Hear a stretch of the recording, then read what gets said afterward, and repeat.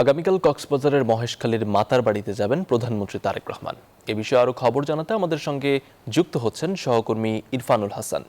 ইরফান, মাতার বাড়িতে প্রধানমন্ত্রীর কি কি কর্মসূচি রয়েছে সে বিষয়ে আমাদেরকে বিস্তারিত জানাবেন।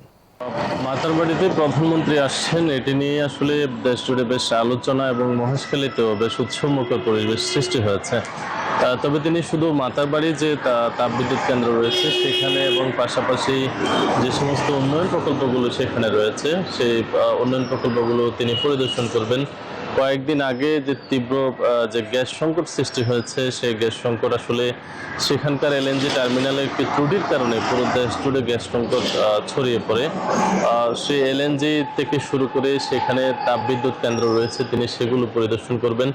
পাশাপাশি সেখানকার যে উন্নয়ন কর্তৃপক্ষ গঠনের কথা রয়েছে সেই উন্নয়ন কর্তৃপক্ষ সহ পুরো মাতার বাড়িতে যে উন্নয়নযোগ্য চলছে আসলে সেই পুরো উন্নয়নযোগ্য তিনি সেখানে পরিদর্শন করবেন।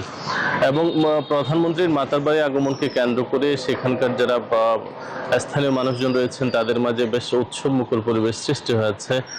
প্রধানমন্ত্রীর আগমনকে ঘিরে আসলে তীব্র যে গ্যাস সংকট সেটি লাঘব হবে এবং পাশাপাশি বিদ্যুতের যে উৎপাদন সক্ষমতা সেটি আরও বেশি বৃদ্ধি পাবে।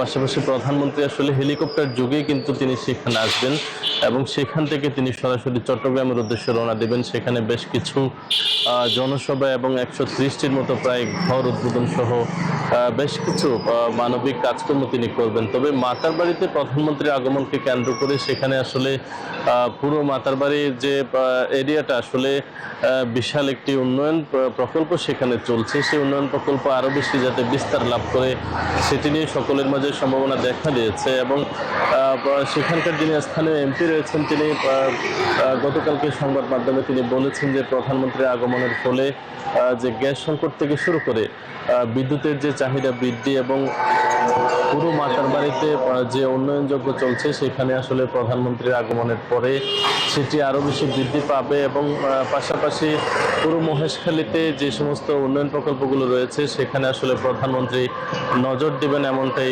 তিনি আসলে জানিয়েছেন। তো প্রধানমন্ত্রীর এই সফরকে কেন্দ্র করে পুরো মহেশখালী জুড়ে আসলে আনন্দের জোয়ার বইছে। এই ছিল কক্সবাজার থেকে প্রধানমন্ত্রীর আগমনের সবশেষ খবরাখবর। জি, ধন্যবাদ আপনাকে।